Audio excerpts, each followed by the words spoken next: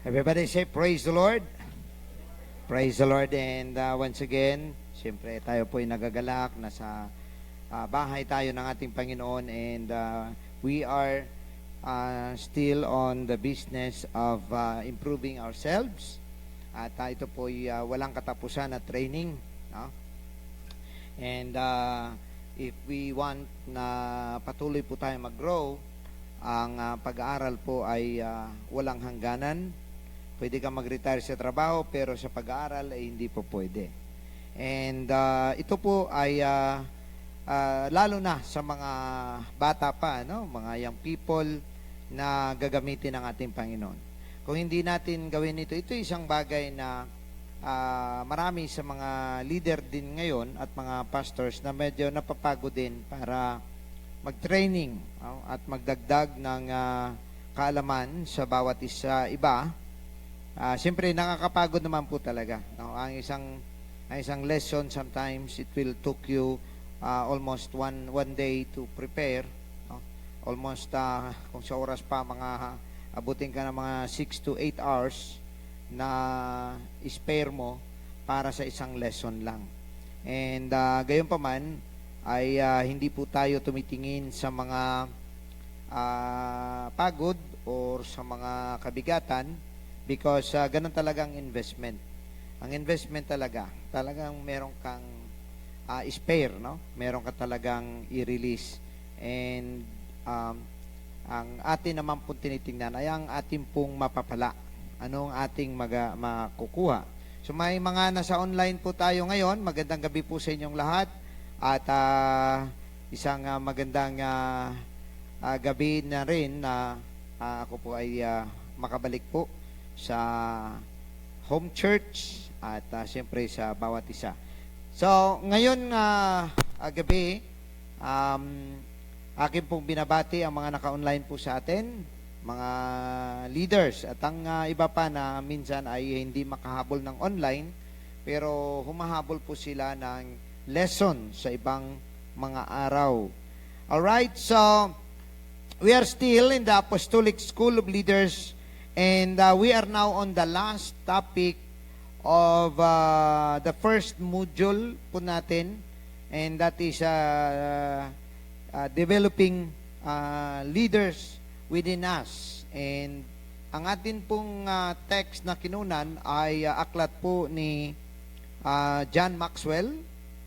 Pero hindi po lahat ay nandun. Dalawa po kasi ang lumabas na developing leaders within you, and there is 2.0 and there is the part 1, volume 1 and volume 2, at magkaiba po ang kanilang target. And ang ginawa po natin ay ni-research po, kinuha po natin ng sa kabila, and then kinuha po natin yung mas angkop sa atin. At ang 2.0 mostly ang kanyang pananaw ay church yung ang ano niya, no, target. The other one is parang mostly business. Now, pwede namang religious or church. So sa atin naman, we are more on church, pero itong lahat ng principle, tandaan niyo, ang ating pinag-aaralan ngayon ay principles. Now, these are not activity number 1, number 2. Hindi rin po ito task 1, task 2. Ito po ay principles na dapat po maintindihan natin and then ma-develop po natin. Now, ito po, lahat po tayo gusto nating umasenso, kahit empleyado ka lang, no? Pero mas lalo na siyempre kung nagninegosyo ka, no? At magiging leader ka sa church, kasi pagka na-develop mo ang leadership mo sa church, kahit saan ka mapunta, ang leadership skills na yan at yung galaw mo, no, bilang leader, nadadala mo. Kaya kahit sa school, mapupuna ang leadership mo. No? At yan ay normal yan na nangyayari, at kahit sa akin, ganun po ang aking naging karanasan. Bago po sa church ay kahit po Sergeant at Arms, hindi po tayo nananalo sa eleksyon. Praise God. Pero nung nasa church na, siyempre nade-develop ka, unti-unti kang nag-i-exert ng iyong mga pagsisikap na mag-aral at matutunan ang leadership, ay palaging ikaw nang napupuna na, o ikaw na mag-leader, ikaw nang ano. So, malaking bagay po yun. Then, at the same time, sa business, kailangan po natin ang ganitong mga principles because pare-pareha po ito. Okay? Now, ngayon, nandito po tayo sa dulo. And this is a conclusion of what we have learned. Hindi man ito ayon sa chronology ng ating lessons, pero ang lahat ng nandito ay summary po ng ating matutunan. At maganda po ito dahil magkakaroon po kayo ng iisang listahan lang ng mga kailangan ng isang strong and effective leadership. Now, tandaan natin mga kapatid na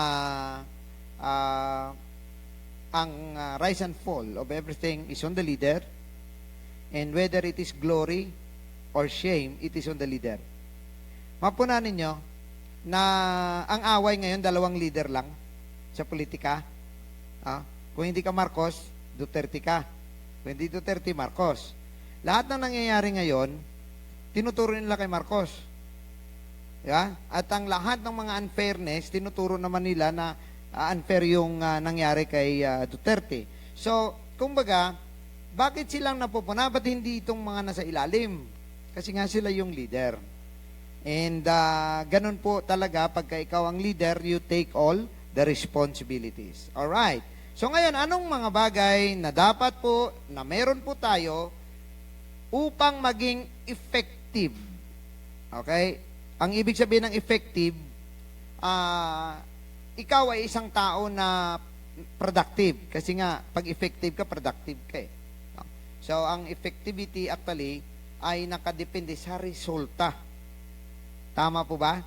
Pag bumili kayo ng gamot, paano nyo malam? Pag hinawakan mo ba, malaman mo na kagad na effective? Di ba hindi? Anong ginagawa? Iniinom mo, matyagan mo, obserbahan mo, tapos sabihin mo, wala namang epekto. Di ba? Ayun, kung may epekto, ay ang ganda niyan. Subukan mo, ang ganda, epektibo sa akin. Di ba? So, ganun po yun. Ang effectivity ay nakikita at nababasa or na-observe sa resulta. So, yun po yung ating aim, na kung ano man po ang iniatang sa atin, ano man ang inilagay sa ating mga kamay, magiging productive. Ibig sabihin, may resulta. Ayan. Kaya yun ang lagi kong nire-remind sa mga leaders po natin, mapa-church, mapa-district, mapa-national, lagi pong, yun po ang aking nire-remind sa kanila na ang position ay hindi po yan bagay na ipagmalaki mo lang. Yan ay isang responsibilidad. And you must work. Kailangan ka mag-work kasi nga ikaw ay isang opisyal na nilagay po dyan. Bago ang lahat po, iuko muna natin ang ating mga ulo at hingin natin ang Panginoon ng malinaw na pag-iisip at pangunawa. Heavenly Father, we thank you, Lord. Once again, God, maraming salamat sa pagtitipon mo sa amin. Salamat, O Lord, na muli magkakaroon kami ng pagkakataon na makapag-aral.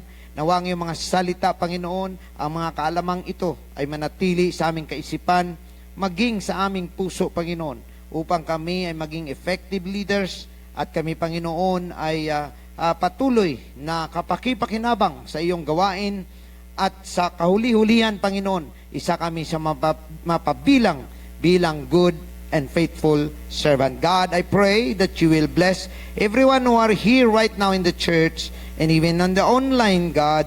Touch them, bless them, in Jesus' name, amen. Praise the Lord. Dito na po tayo. The must-haves. Must-haves, ibig sabihin, ito yung mga bagay na dapat ay meron po ang isang leader. So, hindi po ordinaryo ang pagiging leader, mga kapatid, but it is rewarding. It's rewarding. And ito po ay mga bagay na isa-isahin po natin. Now, bilang leader, kung inyo pong makita, meron ka dapat skills and capabilities para madala mo ang mga taong inaatang sa'yo at inilagay sa'yo sa target area. Ayan. So yun po ay mahalaga, no, mga kapatid. And number 1, okay, ano ang dapat na meron sa isang leader? Number 1, positive attitude. Ayan. Yan. Alam niyo ba na lahat ng pagsubok pwede mong malampasan talaga? Kasi sabi naman ng Bible, wala namang pagsubok na ibinibigay na hindi mo kaya eh. Pero nasa mindset. Ang sikreto, nasa mindset, sa utak mo lang. Pagka ang isang bagay na mabigat, pero sa utak mo magaan, kaya, no? Pero merong mga maliit-liit lang, tapos ang bigat-bigat sa'yo, hindi mo makaya. Yung iba parang nasisira na ng bait. So number 1 dyan, positive attitude. When you say positive attitude, ito po yung isang bagay na dapat ikaw ay, actually, ang kasama ng positive, hope. Kasi hindi ka pwede mag-positive na hindi ka umaasa. Tama? Kaya ka hindi, kaya yan. Pero wala pa naman eh. Kaya sinasabi mo kaya yan kasi meron kang hope. Hindi ko maintindihan kung bakit, mga kapatid, kung sino ang naglagay ng mga signs. Ang negative ay isang dash. Tama? Isang dash lang. Pero ang positive, isang patayo, isang paiga. So hindi ko alam, wala naman siguro sa isip niya, pero kung makita mo, alam naman natin ang plus ay kagaya ng cross that represents Christ. So lumalabas na ang positive is something na merong kang connection sa may-ari ng lahat ng bagay. Kaya plus. Ang negative, parang ito yung hindi maganda kasi you rely on people. Kumbaga, may problema ka, ang inaasa mo tao lang. Pero kung positive ka, may Diyos ka pa. May tao ka na, may Diyos ka pa. Yun ang positive attitude. Tingnan natin ang sinasabi ng Bible sa Romans chapter 15 verse 13. Basahin po natin, mga kapatid. Sabi, may the God of hope. Ayan, makita ninyo? The God of hope. Ang Diyos ng pag-asa. Fill you with all joy and peace in, take note, believing. So, believing is something na isang bagay na hindi pa nangyari but you believe it will happen. And ang pinaka foundation ng iyong belief is the hope in the God of hope. And ito, mga kapatid, ay magbibigay sa iyo ng kasiyahan at kapayapaan. Ang isang tao na walang hope, hindi na payapa. Wala siyang kapayapaan. Kasi wala naman siyang inaasahan eh. O kunwari, alam mo, wala nang katapusan. Hindi ka mapayapa. For example, nakalinya ka na sa death penalty. Alam mo, wala nang pag-asa. Hindi ka na maging masaya. Hindi ka na rin maging payapa. Hanggang mamatay ka na lang, ligaga ka, no? Ikaw ay hindi mapakali dahil nga sa alam mong wala ng hope.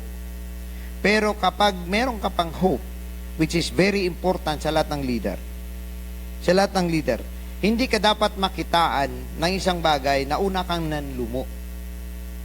Ito yung isang bagay na dapat ipakita ng leader.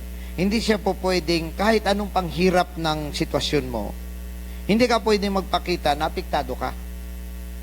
Medyo mahirap-hirap yan, pero pwede namang madala sa training. Practice lang. Kasi pag nagpanik ka rin, mas lalo na yung tao. Nagpanik na nga ang leader eh. How much more yung sa baba? And then, at the same time, pag nagpanik yung leader, mali na ang desisyon. Hindi na siya makapag-isip ng tama. So, apektado lahat. So, unang-una na karakter natin na dapat ay meron tayong positive thinking. Ang positive thinking, mga kapatid, ay isang bagay na sa Bible, tinutukoy po itong faith. Pananampalataya. That you believe something will happen and something will be done. Alam nyo ba, very contagious? Contagious? nakakahawa ang mindset at ang attitude mo? Kunwari, ikaw negatibo ka, ang isang taong positibo, sumama sa mga negatibo, ilang oras lang, negative na rin siya. Pero negative siya, sasama sa maraming positive na mga tao, ano ang mangyayari? Nagiging positive siya. So, ganun tayo kabilis ma-influence ng ating isip.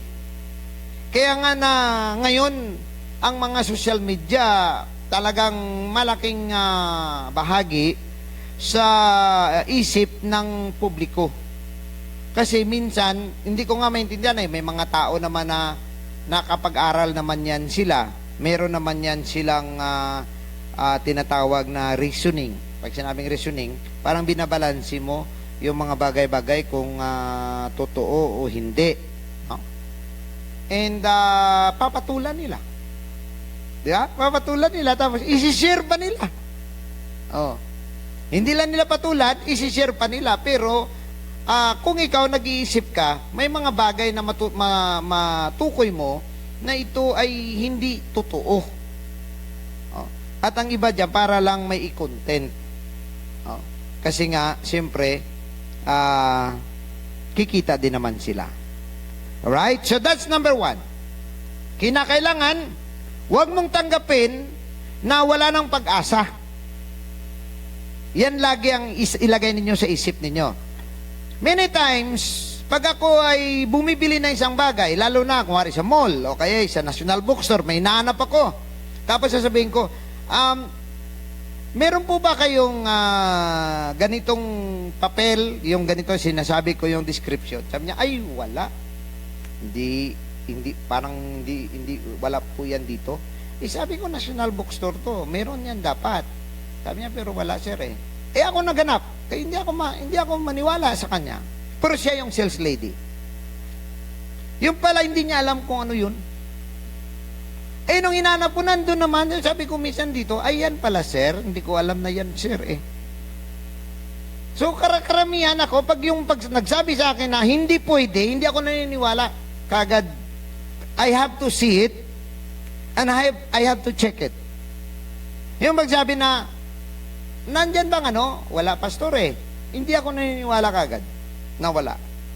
Na pag sinabing, ay hindi kaya pastor eh, hindi rin ako naniniwala. Kasi sometimes, sa kanyang isip, ayaw niya na kasing mag-isip. So sasabihin niya na lang, di pwede. Sasabihin niya na lang, di kaya. Pero kung leader ka dapat, number 1 na skill mo, nakasama at madiscuss din natin dito, problem solver ka dapat. So kapag may problema, hindi mo po pwede sabihin na hayaan mo na. Pero meron naman talaga mga sitwasyon na una, hindi naman siya life and death. Hayaan mo na. Kasi walang solusyon. So may mga ganong mga bagay na nangyayari po, So, pangalawa po ay integrity. And pag sinabi po nating integrity, mga kapatid, ay kung sa atin pa dito ay ito yung credibility. Ayan, na tinatawag. And ibig sabihin, mapagkatiwalaan ka. May mga tao na may marka na. Yan. Wala yan. Yan pa naman pinag-iwanan mo. Lagot. Di ba? So, pag namarkahan ka na ikaw ay taong hindi nagpiperform, pagka nalaman na, kanino mo ba iniwan? Ay, kay brother ganito, sister ganito. Nako, wala na. Di ba? Kasi, yun ang integridad niya eh. Yun ang malala mo sa kanya eh. Minsan, meron mga may nakalimutan tayo. Sabi na, hindi, sige na, okay lang, iniwan ko na kaya nadali nila. Kanino mo iniwan? Wala na. Patay tayo dyan. So, ganun din yan sa atin mga kapatid. Actually,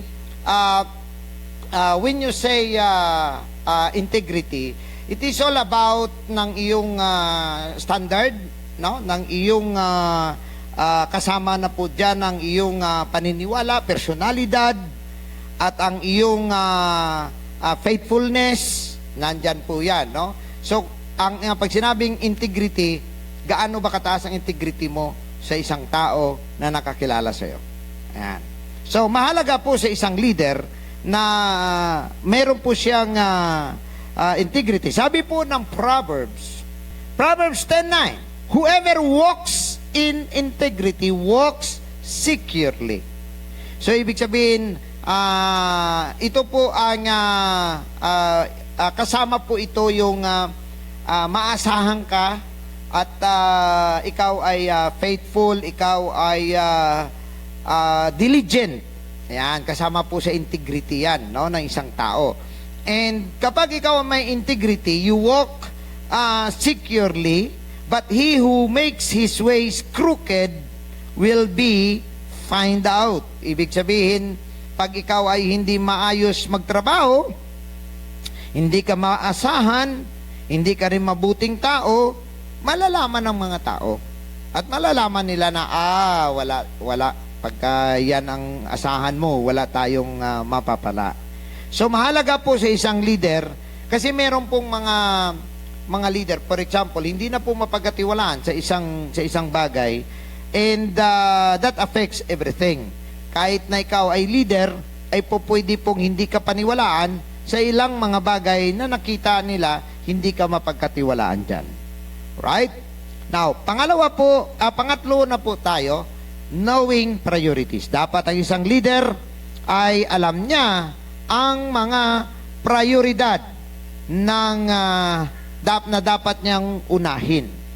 Sabi pa ba nga ni Brian Tracy, sabi niya, until you get clear on your priorities, you can't make the right decisions about how to spend your time. Which is tama naman.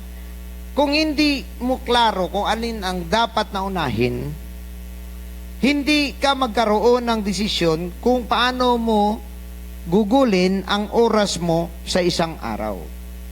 So may mga bagay na kapag hindi tayo marunong mag-arrange ng mga priorities natin, may mga bagay na ang mauli, mauna. At ang mga mauna, dapat ay nahuhuli. So, nagkakraming ka at the end. Kasi nga, inuna mo yung mga hindi mahalaga. No? So, for example, kagaya ng demonstration, no? I'm sure narinig nyo na po ito, nabasa nyo, may isang demonstration yung isang professor sa kanila about priorities. And meron po siyang bowl na glass at meron po siyang mga bato, di ba? Malalaking bato, meron po siyang maliliit na bato, meron po siyang buhangin, at meron po siyang tubig. Now ngayon,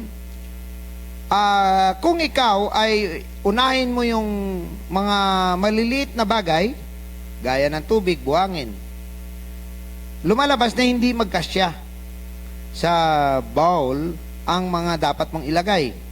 So tinuro ng teacher na kapag inuna mo yung mga malalaking bato, sinunod mo yung mga maliliit na bato, tapos sinunod mo yung mga buhangin, nagsisiksikan sila doon sa mga pagitan. Whereas kung inuna mo yung buhangin na maliliit, papatong lang yung bato. Eh di, kukuha siya ng space pataas. So ngayon, imbis na doon lang siya sa mga gilid-gilid, hindi na magkasya kasi ang bato nga, papatong, ang laki ng mga space sa paligid.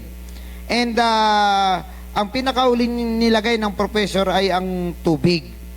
So, dito makita na kung tama ang iyong priorities, ang lahat ng bagay pwede mong magawa na nakaschedule sa iyo. Now, ganon din no, sa ating mga buhay, may mga, kuwari, may mga bibilin ka, is that priority?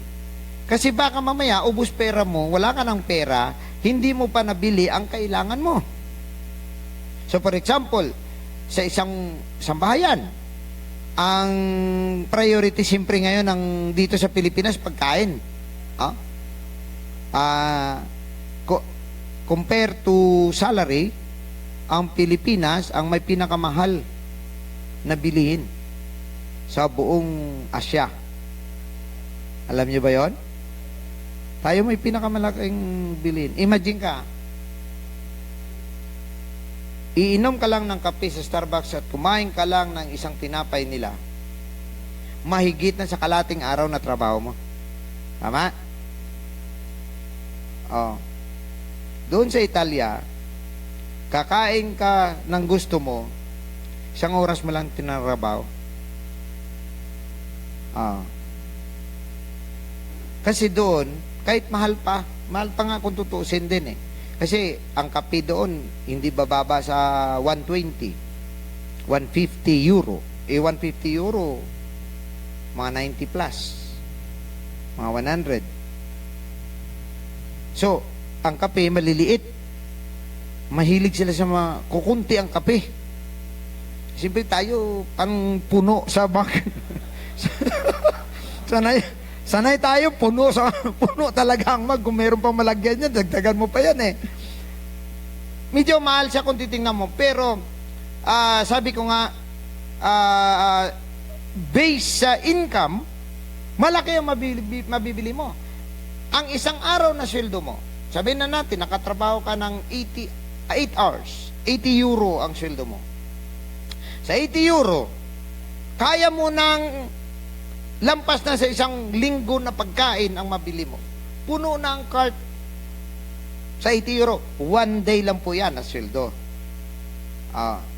So dito sa atin, masyadong malayo. Bibili ka ng choice cuts ng beef, isang araw mong pagtrabahuan nyo. Kaya pag nakabili ka ng 1 kilo na choice cuts na beef, hati-hatiin mo yan hanggang 1 buwan. Tingnan nyo lang mga kapatid, ang ano natin dito. Ang bigas natin dito, 50 pesos pa rin, tama? 50 pesos. So sabihin mo, 55, iba may 60 pa nga kung maganda-gandang klase. Doon sa ibang bansa, kahit sa Hong Kong, ganun din ang presyo. Ganun din ang presyo. Kung i-convert mo pero sa kanila, wala pang kalating oras na trabaho yun. Kung sa, wala pang kasi, lang eh. 1 euro lang eh. 10 euro ang isang oras. 1 euro lang. Sa Hong Kong, mataas din ang minimum doon. 15,000 Hong Kong ang minimum. 12,000 to 15,000 ang minimum doon. So, tayo may pinakamahirap. Pero, marami namang nagtataka sa atin, ba't nabubuhay pa tayo? Yung iba, karamihan nga may iPhone pa eh. At marami pang tao sa Starbucks. Di ba? Na nyo? Pero, ang pagmapuna mo, karamihan ng tao nandun na sa restaurant, kainan. Dahil ang priority ngayon, mawala man ang lahat, at least may pagkain ka. Di ba? Pagkain yung inuuna. Diyan mo malalaman kung gaano kahirap ang isang bansa. Alam nyo po ba na ang art scene, yung how people treat the art world, ay yun ang nagdidetermine kung mayaman ang bansa o hindi. Tingnan mo sa mahirap, hindi iyan sila pumapansin ng art. Walang ka-art-art. Kahit ano na lang. Wala nang luho. Wala nang may lagay na kahit na ano. Basta meron. Ganon. Kasi nga, ang sa feeling nila, hindi yan importante eh. Kasi makakain ka naman ng walang art eh. Pero kapag mataas na kasi ang level, kagaya sa Dubai, mataas ang level ng kanilang pamumuhay. Puro art ang makita mo doon. Kailangan maganda talaga. Hindi po pwede yung basta ganyan lang. Kailangan maganda talaga lahat. So, kumbaga, kaya nilang gastusan, no?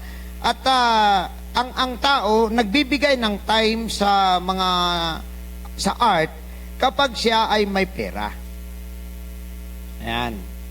So, pagka ang Pilipinas, for example, dumarating ang time na wala siyang time sa art, mahirap siya.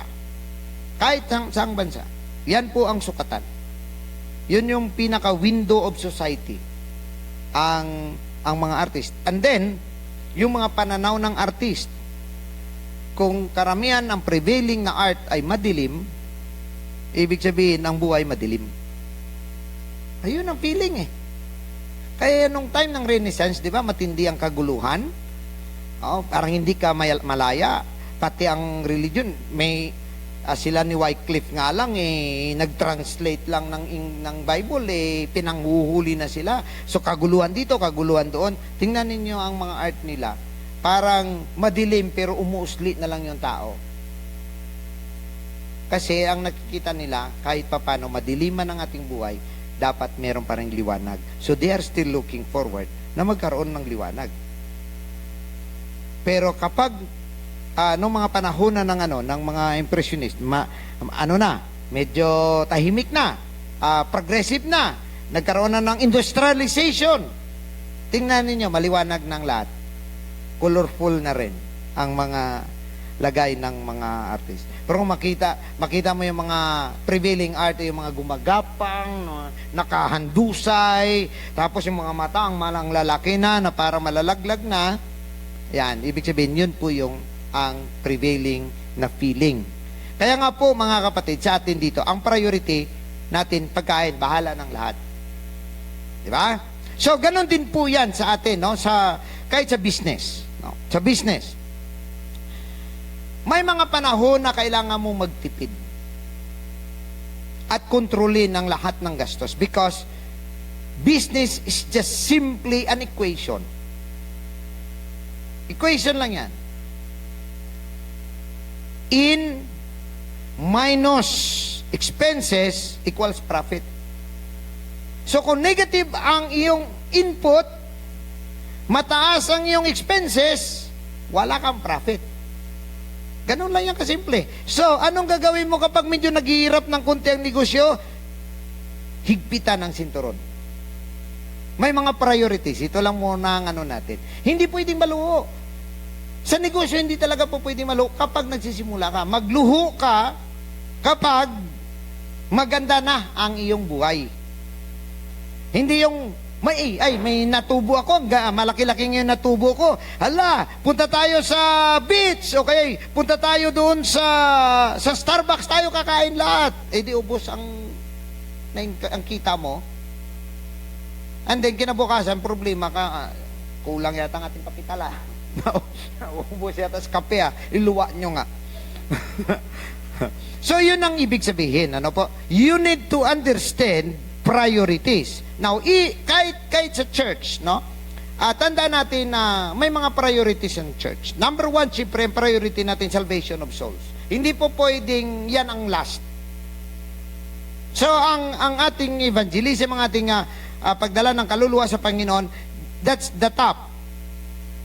Pero, meron pong mga pamamaraan ang bawat pagdala na yan at hindi ka mauna dapat doon sa expenses. For example, sa pera. For example, may mga pastor po kasi na parang na-focus na po, kumari may church sila, hindi na sila maka-asikaso ng church kasi nagni-networking.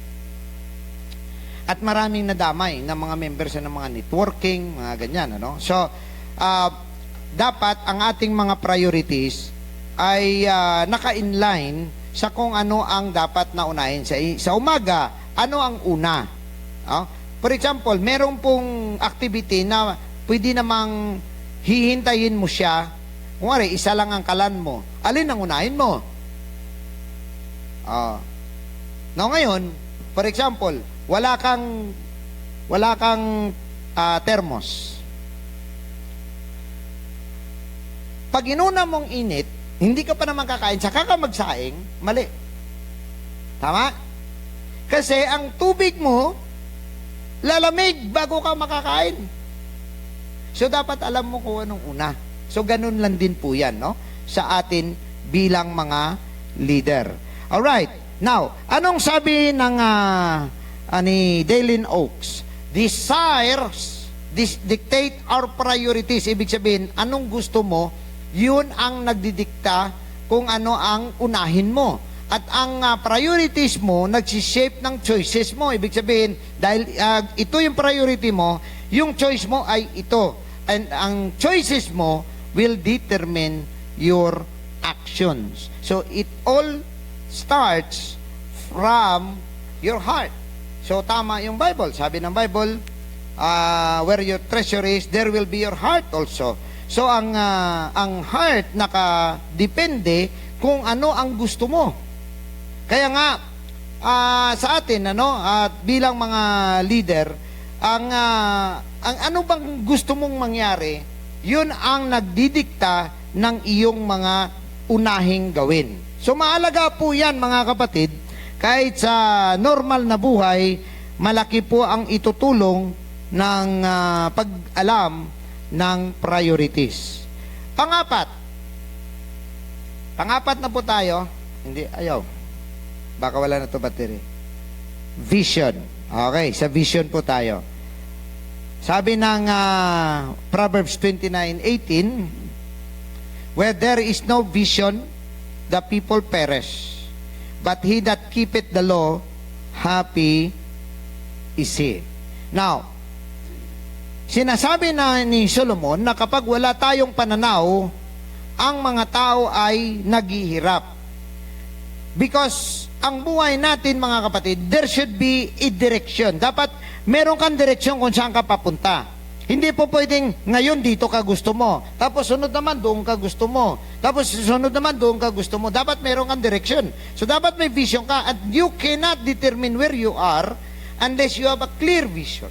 So dapat pag sinabi mong vision, may pananaw ka sa isang bagay. For example, may negosyo ka. Sa negosyo mo, may vision ka na ito dapat ang mangyari. So dapat sinisiguro mo na ang iyong mga daanan ay nakadirekta or nakadireksyon doon sa vision na meron ka. Now, the same way with the church. If the pastor will have no vision in the church will remain as is for 10 years. For 20 years. Kung ikaw ay leader at wala kang vision na nakikita, ang nakikita mo lang, ang vision mo lang ay yung mapakain mo lang yung tao, maturuan mo lang yung tao, maka-preach ka lang ng Word of God and then that's it, tapos na yung linggo mo. Mananatili kang the same because the next Sunday, yun na naman ulit ang gagawin mo. Now, bilang leader, sa bawat salita mo at bawat sinishare mo, dapat alam mo na direction yan ng isang patutunguhan. Dapat patungo ka doon sa direksyon na meron ka. Kahit po sa ating desisyon sa loob ng bahay, sa ating pong pamilya, tayo po dapat ay may vision. Now, alam natin, na-discuss ko na po ito nung mga nakaraan, na kapag ikaw ay hindi makakita, hindi ka dapat gumalaw. So, ibig sabihin, your action is affected by the vision. Tingnan na lang natin mga kapatid, ang isang bulag na tao, or kahit na sabihin natin half ang kanyang pagkano, gumaganyan siya. May nakita ba kayong bulag na tumatakbo? Kunwari, nandito siya, takbo lang siya kung saan siya tatakbo. Wala kang may makitang ganon. Kasi nga, minamatsagan niya, lahat ng bulag may ganyan. Pagka ginaganyan, di ba ginaganyan nila yan? Kasi sinisiguro nila, nandadaanan nila ay walang harang. So kapag may nabangga, tigil. Pag wala, diretso. Tapos pag nahawak, tigil. So ibig sabihin, hindi ka makadiretso na mabilis. So dapat mayroon ka talagang pananaw na tinitingnan mo, ito lang ang iyong vision na nakikita. Now, napunan niyo po ba mga kapatid? Ano kaya ang kinalaman ng sunod na statement? Tingnan ninyong maigi. Where there is no vision, the people perish. Okay. Mukhang tapos na ang usapan. Di ba? Kung walang pananaw, ang mga tao ay maghihirap. Kaya tingnan ninyo mga leader natin na elect mula pa nung panahon ng gyera. Kasi nagkaroon tayo ng eleksyon, unang eleksyon natin before the war Ang nagpapili ay si Manuel Quezon, ang kalaban niya ay si Emilio Aguinaldo. Sa historia, iwan ko kung alam nyo yun, inabot nyo ba yun? Nagpapili sa Commonwealth. No? Ang pinakaunang eleksyon sa Commonwealth, si Quezon at saka si Aguinaldo. So dahil si Aguinaldo may mga issue ng corruption, natalo siya kay Manuel Quezon. Yung mismong Aguinaldo na hero, siya mismo yon.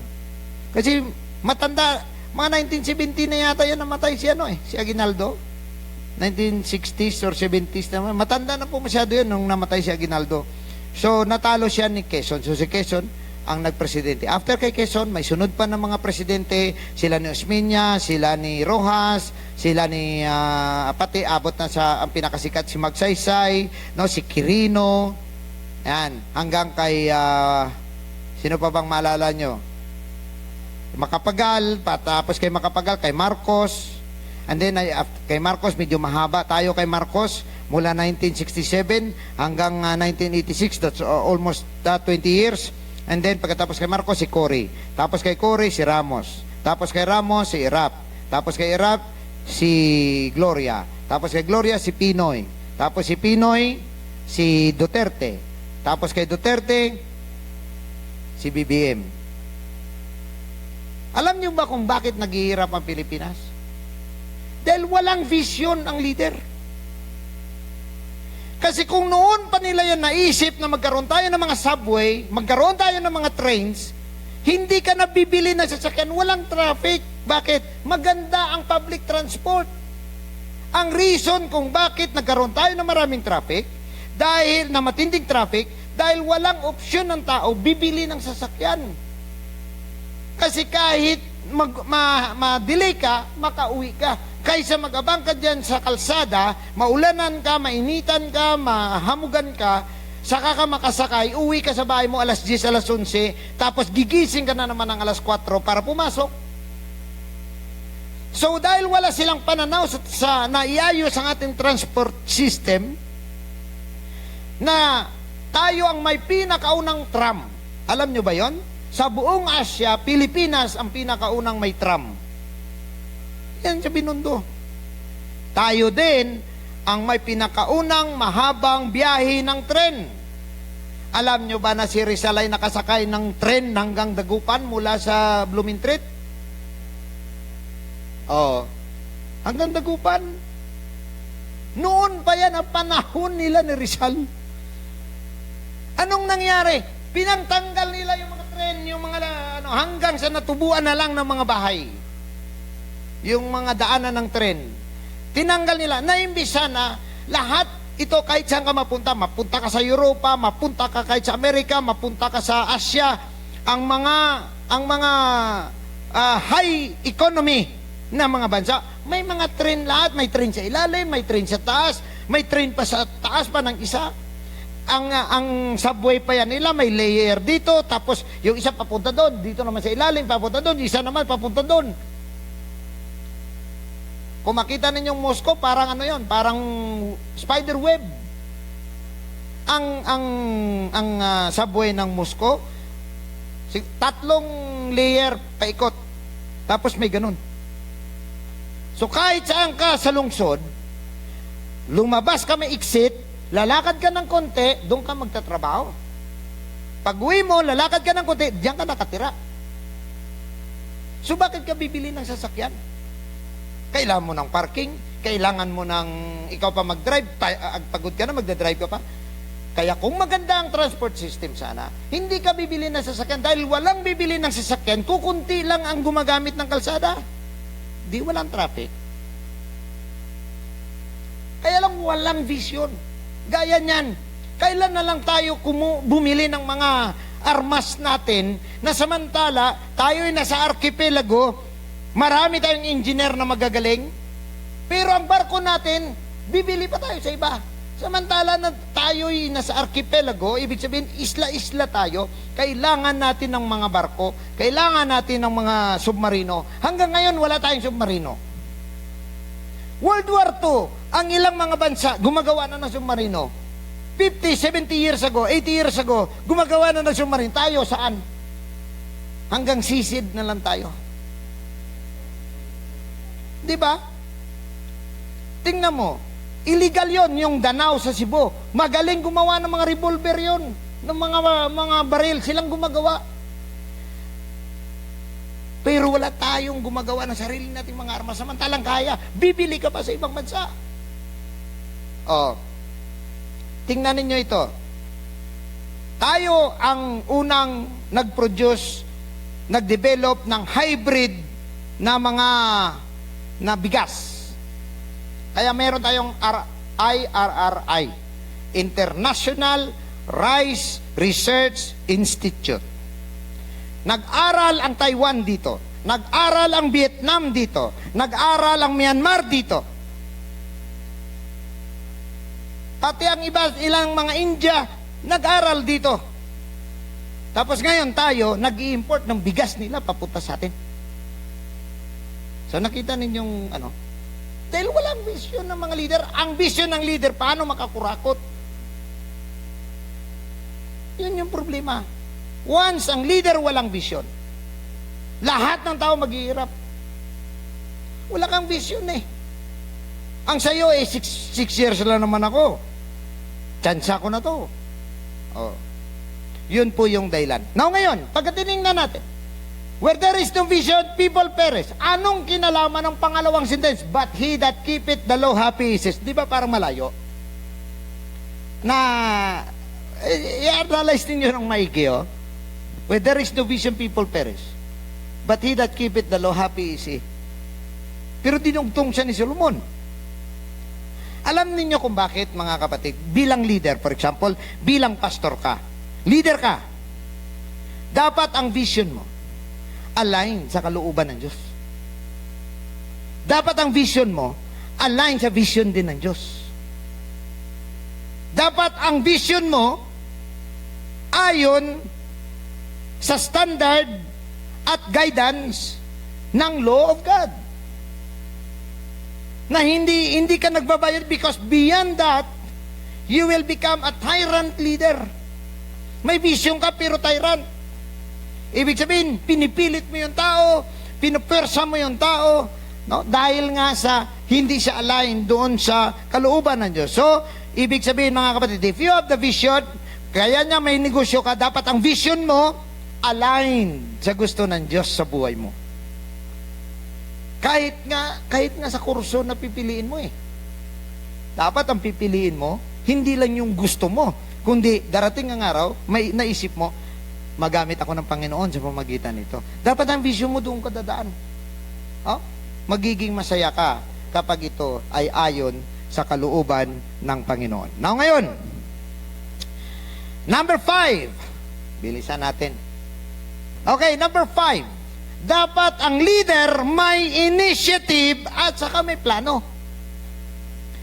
Maraming nag-iisip, minsan hindi ko na maintindihan. Merong mga na hindi na sila nagpaplano kasi by God's will na lang. No? Merong nagsasabi kung ano ang niluloob ng banal na espiritu kasi nagkaroon sila ng wrong interpretation doon sa sinasabi ng Panginoon na kapag kayo ay nagsalita sa mga tao, huwag kayong mag-isip kung anong sasabihin ninyo because the Holy Ghost will tell you. So, ang iba, ganito po yun mga kapatid, magsasalita sila dito, magpipreach sila, hindi sila maghanda kung ano lang ang sabihin ng Holy Ghost. Yan. Pero mga kapatid, tandaan ninyo, kung ganyan lang din, bakit si Apostol Pablo, sinabi niya kay Timoteo, sabi niya sa pagbalik mo, dalhin mong mga aklat ko. Si Apostol Pablo, ibig sabihin, nagbabasa.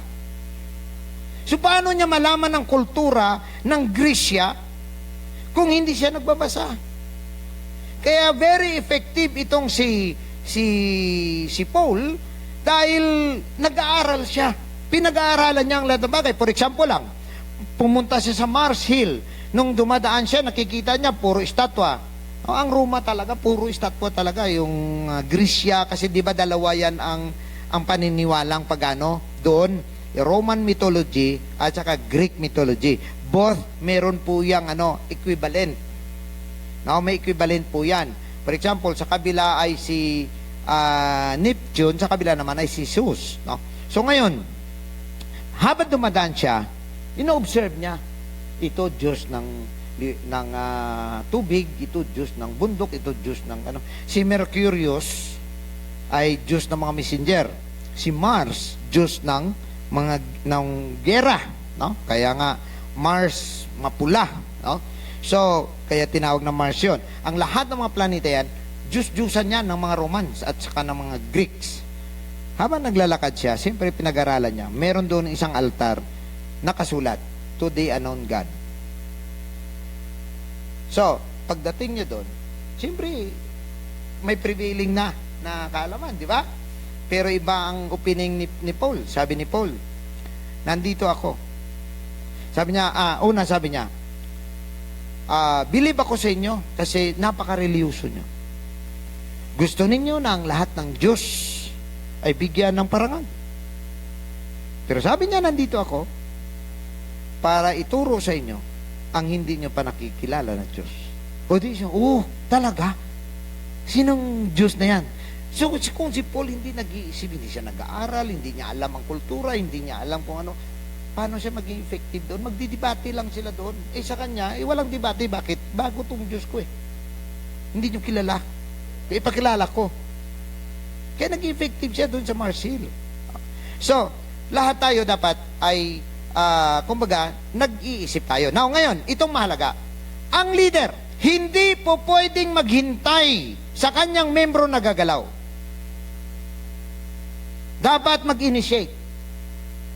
Kaya nga, lagi kong pinapayo sa mga pastor, kung meron man po tayong mga pastor na nakikinig ngayon, huwag maghintay ng tulong.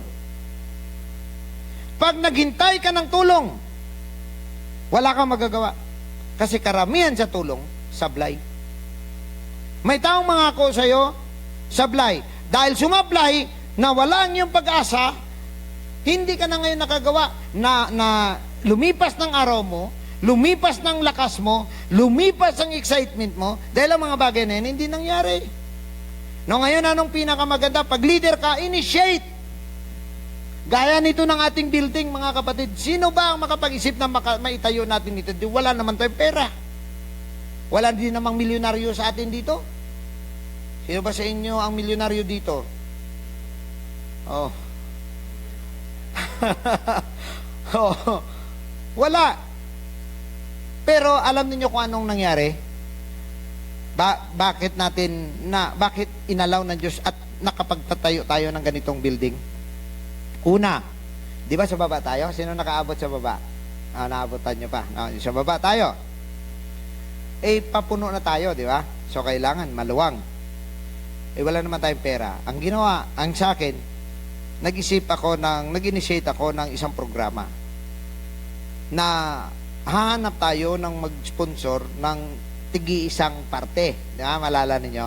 Yung pundasyon ay 6,000 pesos. So, maghanap tayo ng gustong mag-sponsor ng isang pundasyon. 12 ka pundasyon niya kasi 6 na poste. 6 din na poste. So, 12. So, 12 ka tao or 12 ka magpares, pwede naman na pundasyon. Tapos, ang poste hanggang sa second floor ay 6,000 din. Tapos, ang beam, 6,000 din. So, binilang ko lahat na ito. Kung kailangan na natin, malay mo, may mag-sponsor. Di kung wala naman, di sunod naman yung iba. Basta, ganun lang. Nagplano. Kung inyong maalala, kung naka-attend kayo nung ating anniversary, ng October ba yun or December na yun, na doon dyan sa may Tandang Sora, maalala ninyo, yung ano dyan, at nagpakita ako ng aking PowerPoint. At bisita natin si Brother Naomi that time. No? Bisita natin si Brother Naomi that time. Hindi ako nag-English. Tinagalog ko. Lahat. Pagkatapos, habang kumakain kami, sabi niya, ano yung pinakita mo kanina? Kasi puro Tagalog, hindi ko maintindihan. Sabi ko, plano po yun ng church kasi kailan namin mag-second floor. Pero wala naman kaming pera. So, iniisa-isa ko na, kung magkapera kami ngayon, hukay kami rito para magpundasyon. Okay, sabi niya, magkano ang kailangan? Para makasimula lang kayo. Sabi ko, kailangan namin siguro mga 750,000. So, wala naman siya may kinumit, wala naman siya may sinabi. Pag uwi niya sa Amerika, may kinausap siya ng isang church. Yung Greater Augusta Apostolic Church. Sa ilalim ni Pastor Newsam. Si Pastor Newsam, nag-meet kami dito dahil sa Manila ako, so ako nagsundo sa kanya sa airport. So magkakilala kami kahit papano. At nagtanong sila, meron bang project sa Pilipinas na malaki? Gusto namin makasponsor kami.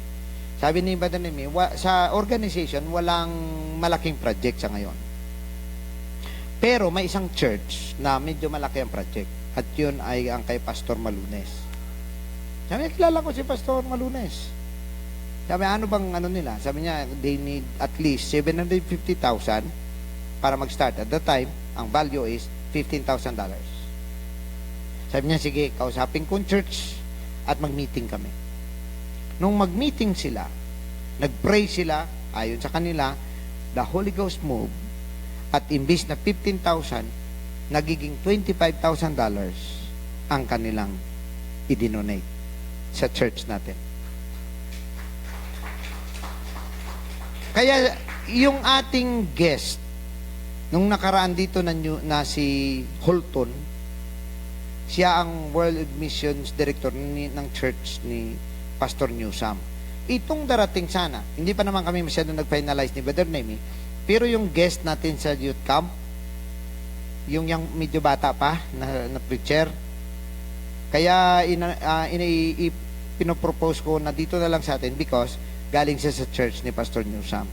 So gusto ko makita din nila kung ano din ang nangyayari sa kanilang tulong. But that is just only 1.25 million. Meaning 1.2 million lang ang pera. Pero ang ating building sa ngayon, kapag i-compute mo, mahigit 6 na milyon. So saan mo kukunin? Wala naman. Never kami ni Sister Tata nakahawak milyon. Never talaga. Sa totoo lang. Nakahawak kami milyon pero dumaan lang nung time na bumili tayo ng ng camp. 'Di ba? Pera nyo naman 'yon, hindi naman namin lahat. Yun lang kami nakamilyon. Sabi ko, ito palang milyon. Pangayaw mo ibigay. Pang gusto mo patagal-tagalin ng mga isang buwan. Oh. Pero anong nangyari? Di nagpadala siya. Anong ginawa natin? Ang karamihan, ang inubos ko bili ng bakal kasi mahirap ang bakal. Ang simento madaling bilhin, ang bakal hindi. Nakita ninyo kung paano natin ginawa. Hukay dito, lipat ang bakal.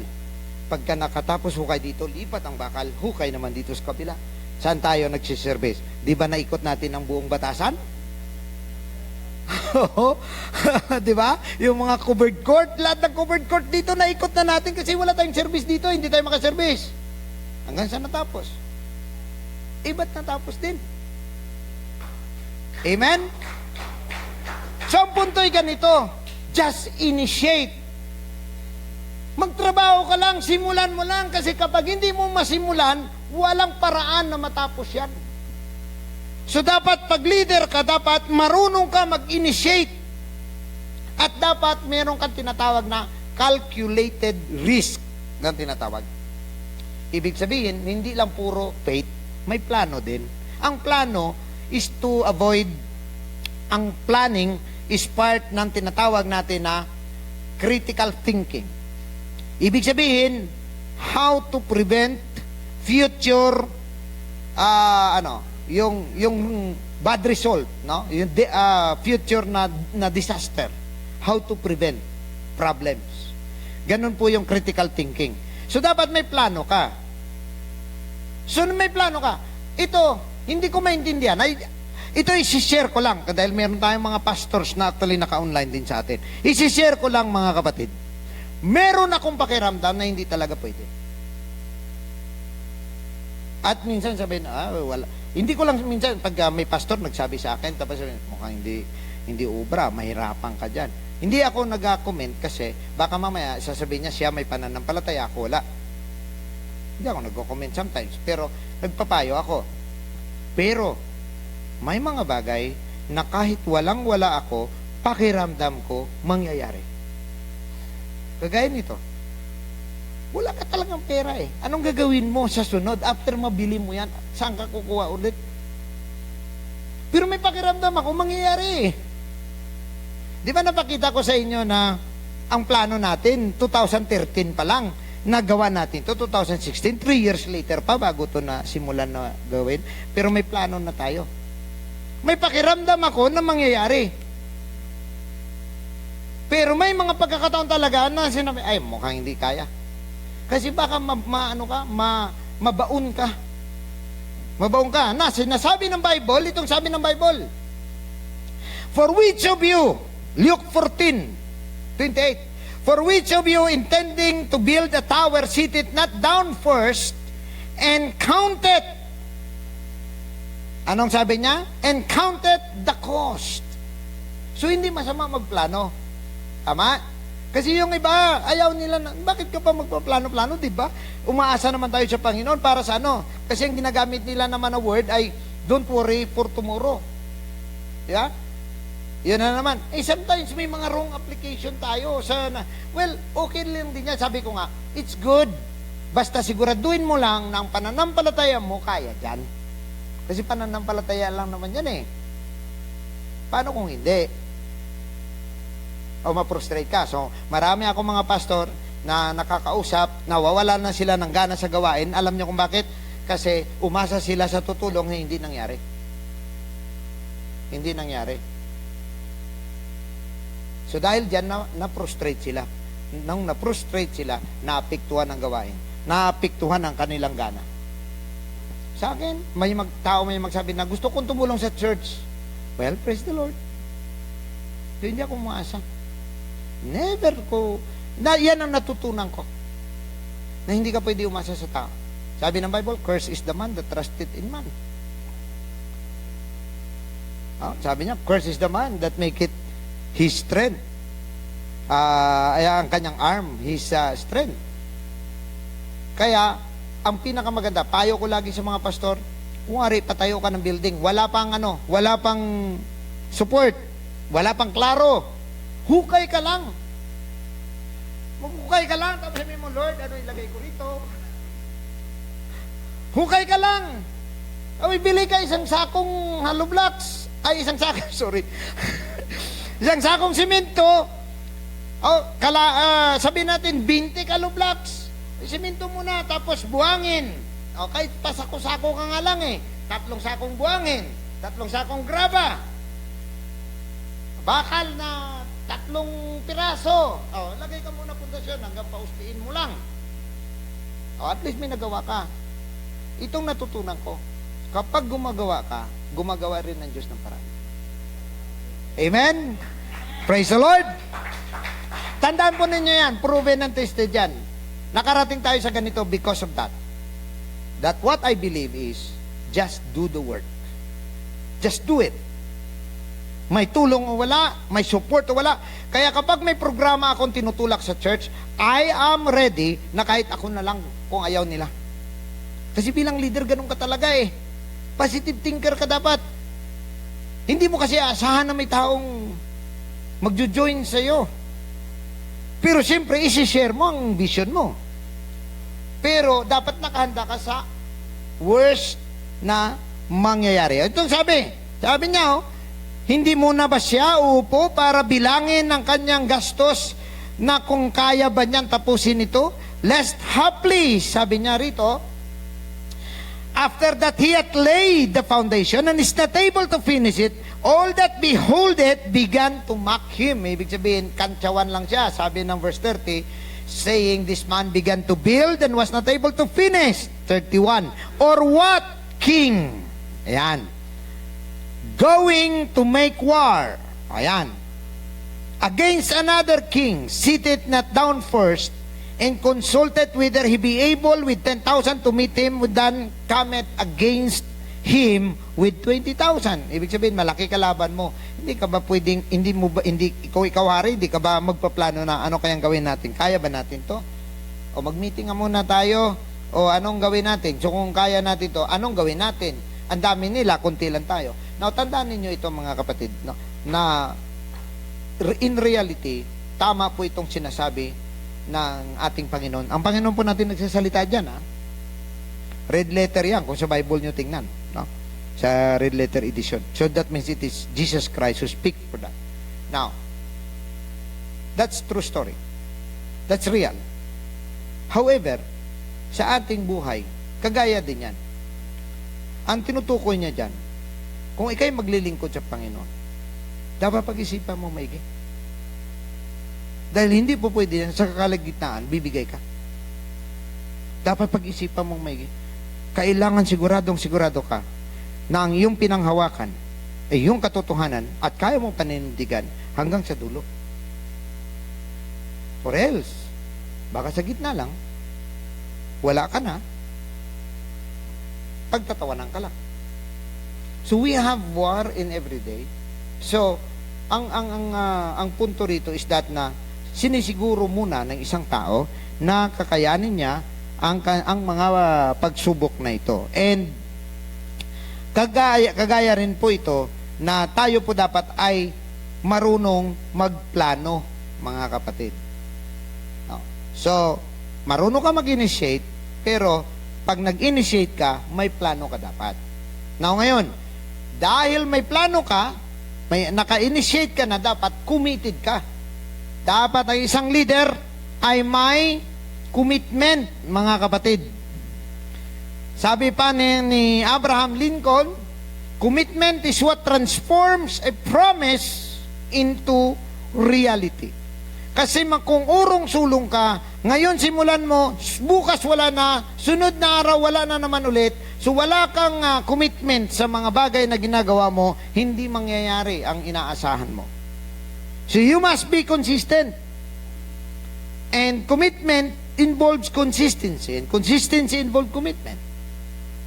So kagaya niyan sa church natin, mga kapatid, maging sa ating Panginoon Jesus, dapat committed tayo.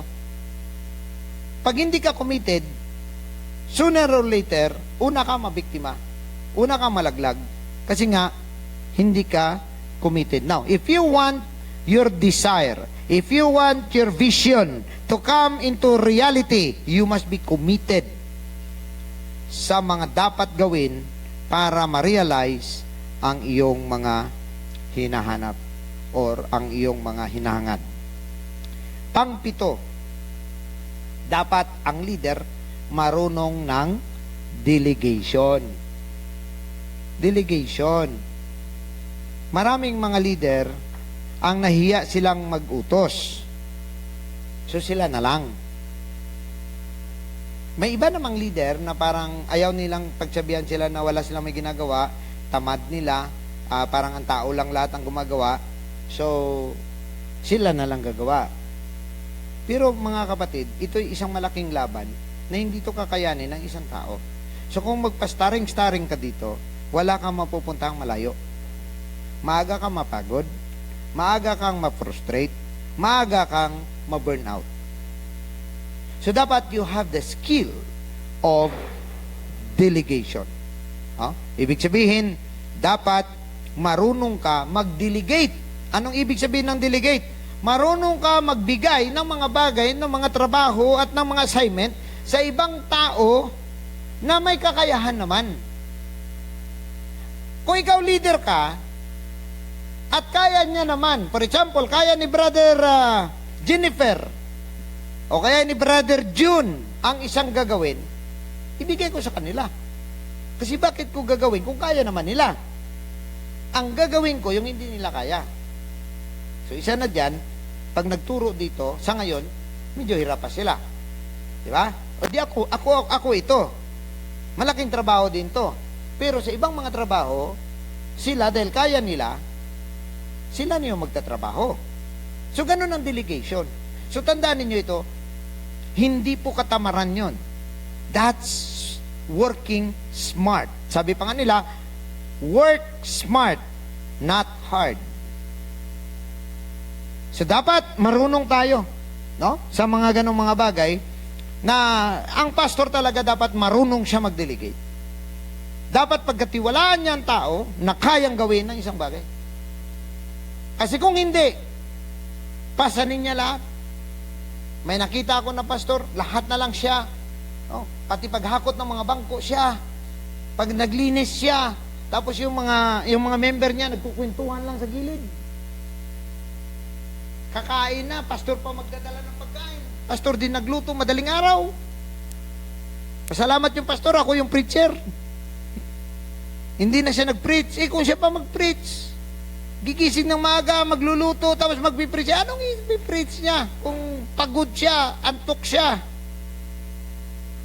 Anong gagawin mo rito? Kaya nga, mga kapatid, no? Ang isang bagay, ang delegation has many benefits. Number one, ang tao magkakaroon ng sense of responsibility. Kasi nga, inatang mo sa kanya Ito, gawin mo brother sister, kaya mo ba gawin to? O di, siya niya, kaya. O di gawin niya, nag-develop siya. Nawalan ka ng kabigatan. Kasi imbes na ikaw yung gagawa nun, dahil kaya niya naman pala, o kung kaya naman ni Sister Maribik, di pinasa ko kay Sister Maribik, kaya niya So, imbes na kukuha pa ng oras ko, na kay Sister Maribik na. So, that's delegation. Okay? So, dapat, pag leader ka, ay yung mga bagay lang na hindi mo kaya, ay, yun lang ipagawa mo. Now, pakinggan natin ang advice ni Jethro, no? Bilis-bilisan natin. Si Jethro ay pumunta kay Moses, at si Moses ay pagod na pagod. At ang sabi dito sa verse 20, sabi ni Jethro, alam mo bang, Moses, ang ginagawa mo, pinapatay mo sarili mo? Take note tingnan ninyo itong maigi. Ang senaryo. Si Moses, kausap ay Diyos. Graduate sa matinding universidad ng Egypt. Prinsipe. 40 years ang experience sa management, 40 years ang experience sa wilderness, at 80 years old siya nung lumabas sila sa Egypt. Matindi ang credential. Pero si Jethro pa ang tumuro sa kanya. Kausap niya rin ng Diyos. Nung dumating si Jethro, sabi ni Jethro, father-in-law niya si Jethro, sabi ni Jethro, Moses, ang ginagawa mo, pinapatay mo sarili mo. Imagine ka milyon yan, tapos ikaw, uupo ka mula umaga hanggang maghapon, hanggang maggabi, dahil lang sa kanilang mga issue sa buhay. I-deal mo sila. Sabi, ito gawin mo. O ito, basahin natin. Sa Exodus 18:20, anong sabi? And thou shalt teach them ordinances and laws. So meaning, when you delegate people, make sure they know it. Okay? Pag leader ka, dapat alam mo na alam niya. Huwag ka mag-delegate nang hindi mo alam kung alam niya. At hindi niya rin alam kung alam niya. Dapat, pag nag-delegate ka, sinisiguro mong alam niya. At ang punto dyan, kung hindi niya alam, it doesn't matter. Turuan mo. Ayan teach them ordinances and laws. Thou shalt shew them the way. Kita ninyo? Wherein they must walk and work that they must do. So delegation is not only about giving assignment, it's also about training people. It's also about telling them how to work, telling them how it should be done. So dapat sinisiguro mo, tinuturo mo yon. Anong sabi ng 21? Moreover, thou shalt provide out of all the people able men. Take note, able men, such as fear God, men of truth, hating covetousness, and place such over them. Nakita ninyo yung covetousness? This is about corruption. Mahalaga sa isang leader na hindi corrupt. And place such over them to be rulers of thousands. Ayan. So, hatiin mo sila. May ruler ka sa 1,000, may ruler ka sa 100, may ruler ka sa 50, may ruler ka sa 10. Kaya dito nagsimula ang small group. Magaling si Jethro, no? Ang tagal-tagal na nito, tapos napag-isipan niya pa. Siya naman ay priest of Midian lang. Pero siya nakapagturo kay Moses. At napatunayan na maganda ang kanyang payo. Anong nangyari dito? Si Moses, gumaan ang problema ni Moses. So palagay ko, ang edad at time ni Moses, nung magkita sila, I'm sure, mga 82. Nung in-implement niya to, siguro naging 76 na lang ang mukha niya. Ay malaki ang stress. Ang stress nagpapatanda, di ba? So dapat, iwasan mo yung si stress. Pag nakasalubong mo, iwas. Kasi pagka sinabayan mo si stress, tatanda ka bigla. Okay? So, ibig sabihin, marunong tayo dapat delegate. Now, wag kong magsabi na nakakaya naman, baka sabihin niya, hindi. Ipaliwanag mo sa kanya, sinong kaya? Kaya mo nito, Esther, or hindi? Pag sinabi niya hindi, wag mong pilitin. Ngayon, kung hindi, ganito lang kasi yun. Ang style ganito lang yan eh. Pag sinabi, kaya mo to, brother, hindi ko kaya yan, pastor eh. Hindi, ganito lang yun, Gito gawin mo. Di ba, ganon? Di maganda. Natuto siya. Nawalan ka ng load. Nagkaroon kayo ng productivity. Kasi may ginagawa ako, may ginagawa siya. Di ba? Magandang skill ng leader ito. Okay, next tayo. Number 8, which is very important. The shortcut of all to leadership, problem solving. Dapat marunong ka mag-solve ng problema. Alam niyo mga kapatid, gusto mo makita na may leadership ka, kaya mong solusyonan ng parang hindi na masolusyonan. Pag kaya mong solusyonan ng parang hindi na masolusyonan, feeling sa'yo ng tao, leader ka.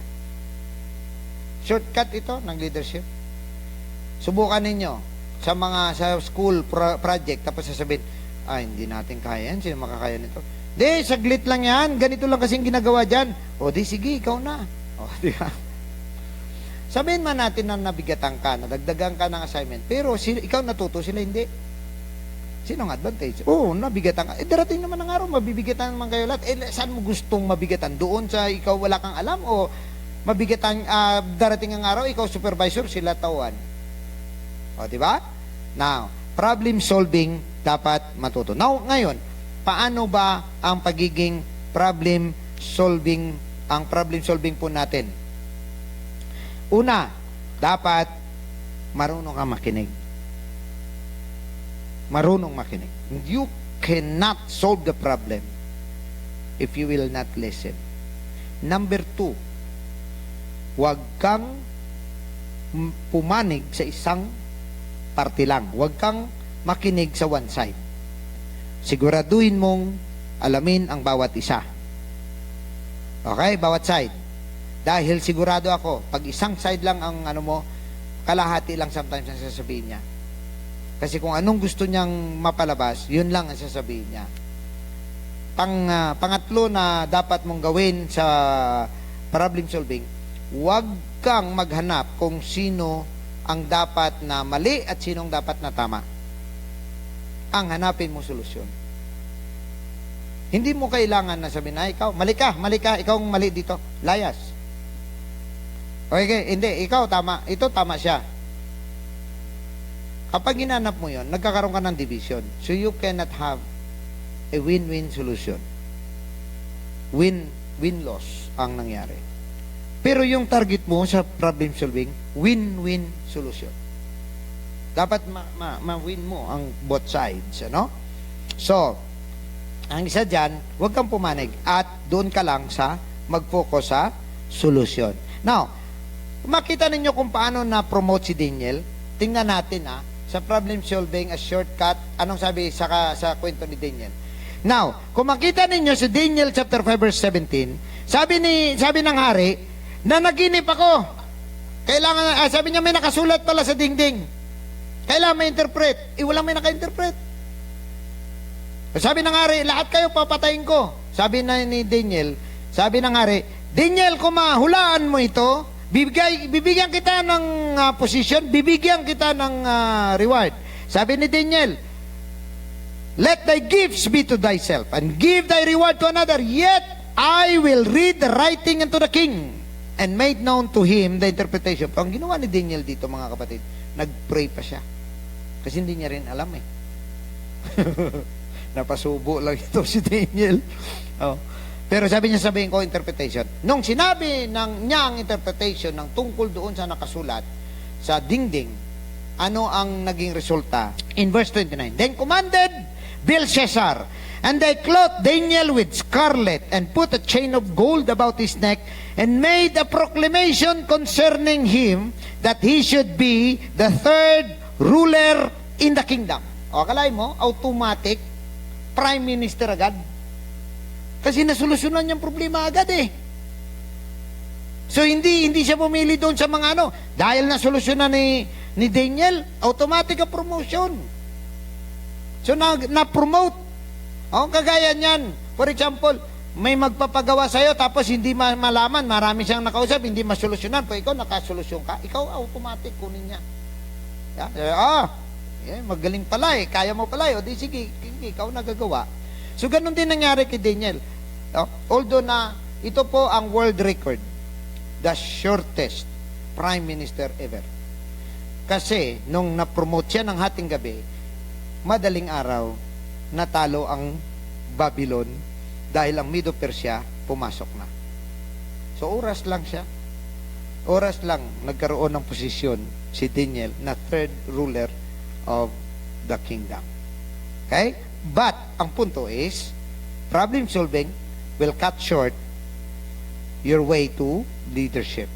Okay, anong mga problem solving skills? Number 1, active listening. Analysis, marunong ka mag-analyze, marunong ka mag-research. Dapat creative ka. Creative, no? Communication, magaling ka mag-convey ng idea and decision making. Okay? Yan lang po ang kailangan, no, sa problem solving. Number 9, ito mahalaga, self-motivation. Mahirap po ang isang leader. Lagi lang po yan siya may mga problema. Marami po yan siya ng mga kabigatan. Mabilis po. Ang isang tao nga, mabilis ma-discourage eh. Ikaw leader, nauna ka pang ma-discourage, abay wala nang may mangyari. Hindi ba? Kasi ang tao, lagi kailangan ng motivation. Ikaw, paano ka? Sino mag-motivate sa'yo? Dapat meron kang tinatawag na self-motivation skills. Ibig sabihin, kaya mong i-motivate ang sarili mo. Hindi ka gaya ng ordinaryong tao na lulugo-lugo na, lulumulo na, tapos kailan mo pang pasyalan para ma-live up. Kaya mo siya pakapiin para lang makapag-usap. At tapos mamotivate mo siya. Ikaw, leader, paano? Dahil parehas lang naman kayo tao. May discouragement siya, meron ka rin. Napapagod siya, pagod ka rin. Parehas lang kayo. Pero ang leader, paano? Yun ang kailangan ng isang leader. Dapat meron siyang self-motivation. Ibig sabihin, pag walang-wala na, parang pagod na siya, parang nalulumo na siya, pwede niyang sabihin sa sarili niya, hindi pwede, bangon self, may gagawin ka pa self, dapat marunong ka, no? Na meron ka talagang kaya na mamotivate mo ang iyong sarili. This is very important because all of us will struggling na mamotivate ang ating mga sarili. Wala pong exempted dito. Maniwala po kayo, wala pong exempted. No? Pero, anong ginawa ni David dito? Sabi niya, sabi ni Isaiah dito, sabi ni Isaiah, but they that wait upon the Lord shall renew their strength. They shall mount up with wings as eagles. They shall run and not be weary, and they shall walk and not faint. So, ano nakita ninyo? They that wait upon the Lord shall renew. So, it is not automatic to have strength. If you are working for God, if you are working in God, sabihin pa natin na sa church ka, faithful ka sa Panginoon, it is not enough. You need to have a motivation to renew your strength. Kailangan may desisyon ka talaga. Na hindi po pwedeng ganyan lang. Kailangan mong bumangon, kailangan mong gawin ang mga bagay-bagay. Yan ang motivation. And they shall mount up with wings as eagles. They shall run and not be weary. And they walk and not faint. So yun po ang isang leader. Ang sabi pa ni David sa Samuel chapter 30 verse 6, and David was greatly distressed. Nakita ninyo si David, puro pagpupuri na yon. Puro na yan awit. Puro na yan worship. Puro na yan sayaw sa Diyos. Pero na-distress. Bakit? Because for the people spake of stoning him. Ibig sabihin, mga kapatid, kahit na siya'y popular na leader, may mga pagkakataon na siya'y gustong batuhin ng mga tao because the soul of all the people was grieved. Ibig sabihin, dahil namatay ang kanilang mga anak sa gera, dahil nga si David dito ay umalis ng Siklag, pagbalik nila wala nang Siklag na damay na, naging slave na ng mga kalaban. So lahat sila gusto magbatuhin nila si David dahil sa iyo, kung hindi ka umalis, dapat hindi na tayo umalis. Tuloy ang aming asawa, ang aming mga anak, wala na. Pero anong ginawa ni David? But David encouraged himself in the Lord his God. So dapat marunong tayo na. Wala namang makamotivate sa atin ng Diyos eh. Alam niyo kung anong pinakamaganda na motivation? Alalahanin mo na lang ang pangako ng Diyos. Yung pinakamaganda, pagod ka eh. Napapagod ka, nawawalan ka ng gana, pero ang gagawin mo na lang, alalahanin mo ang mga pangako ng Diyos sa isang taong naglilingkod sa Kanya. Okay? Bilisan natin dahil wala tayong oras. Number 10, accepting failure. Lahat ng leader dapat marunong magtanggap ng kanyang pagkakamali. Because in failure, tandaan ninyo, failure happens not for condemnation. The purpose of failure is not condemnation, but for learning to improve. So yan ang tingnan ninyo. Nagkamali ka. But that is not, the purpose is not to condemn you because God doesn't want to condemn anybody. But that is given for you for the learning to improve. Sabi ng Psalms, balik tayo. Sabi ng Psalms 145 verse 14, the Lord upholded all that fall. Nakita ninyo? Pag ang Diyos ang iyong tatanungin, lahat ng nadapa, lahat ng mga nag-fail, lahat ng mga tao na natisod or nawala ng lakas, God will uphold them and raise it up all those that be bowed down. Kaya nga po mga kapatid, ang failure tingnan natin on a separate point of view. It's just the mindset. No. Ika nga, it can harden you, it can soften you, or it can make you more fragrant. Nakita ninyo naalala ninyo yung kwento na yan? Yung itlog, patatas, at saka kape. Naalala nyo ang kwento? Na may isang babae na galit na galit siya sa mga nangyayari sa buhay niya, at sabi ng tatay niya, halika anak, magluto na lang tayo. So nagluto sila, nagtaka siya, naglagay ang tatay niya ng 4 na pero 3 nilagyan niya ng maliit na lagayan na lutuan, stainless na lagayan, tapos ang isa nilagyan niya ng itlog. Sabi niya ang itlog malambot. Ang isa nilagyan niya ng patatas, matigas ang patatas. Ang isa nilagyan niya ng kape. Nung kumulo na ang itlog, kahit ibato mo, hindi nabasag. Nabasag siya, pero buo. Ang patatas, nung kinuha, lumambot. Nagiging, na lang, parang, clay. Parang clay. Ang isa, ang kape, buong bahay, nangamoy ng kape. So sabi niya, kagaya lang yan, ang mga apoy na to, pare-pareha lang ang nangyari. Ito yung mga pagsubok sa buhay. Magkakaiba lang ng karakter. Anong gusto mong mangyari sa iyo? Sa iyong mga pinagdaanan? Dati kang malambot, titigas ka? O dati kang matigas, lalambot ka? Or magiging kagaya ka ng kape na ang lahat ng taong makaamoy sa iyo ay ma-energize? Ibig sabihin, ang iyong mga pinagdadaanan, anong gusto mo? Magiging mapait ka sa ibang tao?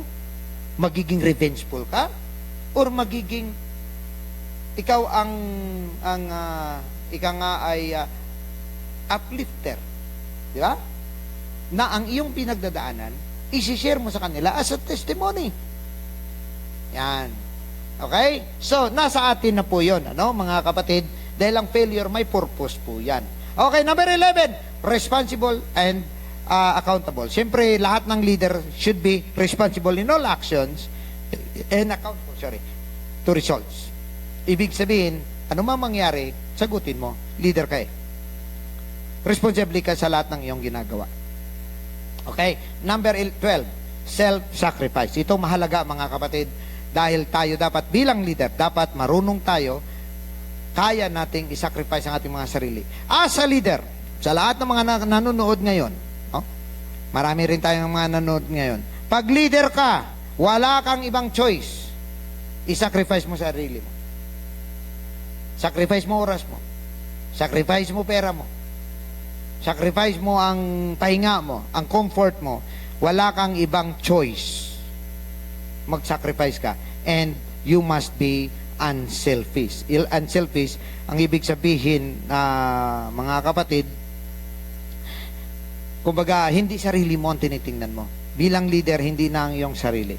Kaya nga, sabi pa nga rito kasi ng ating Panginoon sa verse 20, chapter 20 ng Matthew, verse 25, but Jesus called them unto him and said, "Ye know that the princes of the Gentiles exercise dominion over them, and they that are great exercise authority upon them. But," verse 26, "it shall not be so among you, but whosoever will be great among you, let him be your minister." Okay? Anong sabi sa verse 27 and 28? "And whosoever will be chief among you, let him be your servant. Even as the Son of Man came not to be ministered unto, but to minister and to give his life a ransom for many."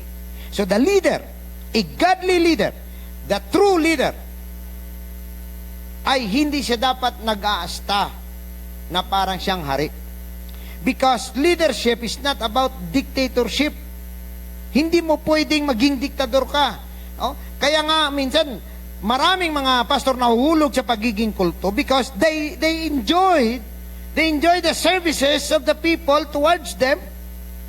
Nakabaligtaran, dapat ang desire ng isang leader is how to serve. Pero ang nangyayari, dapat bigyan sila ng mga accolades. Kaya yan po ang nangyayari at nagkakaroon po ng maraming mga kulto or mga leaders na mas gusto nila na parang espesyal lahat ang ginagawa sa kanila.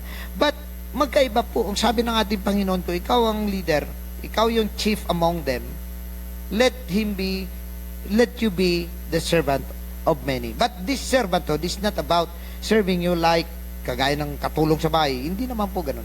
Ibig sabihin, sa mga pangangailangan mo, the leader is there. Okay?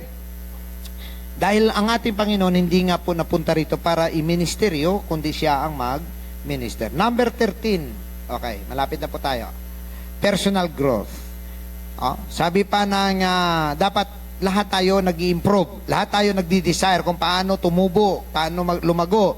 Sabi ng 2 Timothy 2:15, "Study to show thyself approved unto God, a workman that needeth not to be ashamed, rightly dividing the word of truth." So, ibig sabihin, study always, learn something new, learn always, improve yourself. Sabi ng 2 Peter 3 verse 18, "But grow in grace and in the knowledge of our Savior Jesus Christ. To Him be glory both now and forever." So you cannot grow without learning. You cannot grow without embracing knowledge and skills. So mga kapatid, tandaan po natin ang growth ay it covers everything. It covers your emotion, your intelligence, it covers your strength. No? It covers ang pag-improve natin sa ating mga sarili. Kasama po attitude. Kasama din po ang ating emosyon. Kasama din po ang ating knowledge. So, dapat makover po natin yan. No? And, number 14, okay. Dito na po tayo. Second to the last, developing and mentoring others. Mahalaga po mga kapatid, kagaya po ng ginagawa ko po sa inyo, gawin nyo rin po ito sa sunod na mga kapanahonan ninyo bilang mga trainers, mentors, leaders ng church at kung saan man kayo dadalhin ng Panginoon na magiging leader. Dapat ang isip ninyo, hindi tayo dapat nagiging kumbaga maramot sa paggagawa ng mga bagay na mag-develop ng tao at mag-mentor sa bawat isa. No? There should be somebody to mentor others. Ang sabi ng 2 Timothy chapter 2 verse 2, and the things that thou hast heard of me among many witnesses, the same. Anong sabi niya? Commit thou to faithful men who shall be able to teach others also. So nakita niyo? So ako na training din ako. And then ako ngayon nagti-training sa inyo. So marami na rin ako na training simula sa Pulpa, no? Nandun pa sa Binangonan hanggang sa San Juan, hanggang sa Mandaluyong hanggang San Juan, hanggang Cubao, hanggang dito. Marami na po tayo na training. Nagti-training na rin sila ngayon ng kanilang mga workers. Daw gayon din, no? Sa akin dito hindi ako nagpapahinga. Patuloy pa rin tayo na nagti-training ng mga gusto pang matuto, mga kapatid. No? Because tandaan natin na kailangan makadisciple tayo ng tao. Pag tinigilan natin ang discipleship, mawawalan ng continuity ang gospel of Jesus Christ. Sabi ng Matthew chapter 28 verse 18, and Jesus came and said to them, all authority in heaven and on earth has been given to me. Ito yung pinakamaganda. Dahil kung ikay naglilingkod sa Panginoon, wala ka ng problema. Dahil kahit ang otoridad sa langit at saka sa lupa, sa Kanya. Pero itong utos, 19, go ye therefore and make disciples of all nations. So this is what we're doing. We are doing disciples, whether online or live or face-to-face. We disciple people. Kailangan maayos po ang ating pananaw. At ang pinakahuli, at which is very important, godly motives. Ang lahat ng pinag-usapan natin, walang saysay kung mali ang motibo mo. Kung mali pala ang desire mo. Kung ang desire mo ay personal glory, walang saysay ang lahat ng ating napag-usapan mula pa kanina. Sa loob ng 1 oras at kalahati, nag-usap tayo, lahat ng yan, walang kabuluhan kung meron tayong ibang masamang motibo and interest. Your motive should be according to God's will and according to God's word. Ang sabi ng Philippians chapter 2 verse 9, do nothing from selfish ambition. Very tempting po ang pagiging leader. Lagi kang mapuri, no? Lagi kang manoko, lalo na kung maganda po ang nangyayari, mapuri ka lagi. Pero anong sabi niya? But in humility, malaga po sa leader ang humility at humbleness. Count others more significant than yourself. Meaning, never kang mag-isip na ikaw nang the best sa lahat. Never kang mag-isip na kahit na anong nangyari, anong mga nagawa mo sa buhay mo, huwag kang mag-isip na napakagaling mo na. Ano ang sabi ng verse 4? Let each of you look not only to his own interest, but also to the interest of others. Amen? Mga kapatid, tandaan po natin, pagka tayo ay leader, ang interest ng karamihan, yun po ang ating tinitingnan. No?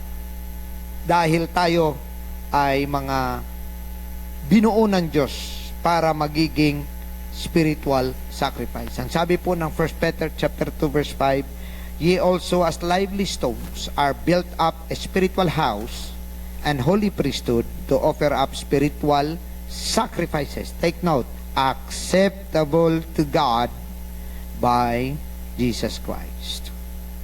Meaning, tanggapin natin ang isang katotohanan.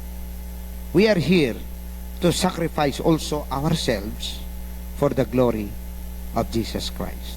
Because He sacrificed Himself for us. And now, we are doing for His glory. Ang sabi ng Colossians chapter 3, last verse na po natin ito nabasahin. And whatsoever you do, take note, do it heartily. May puso.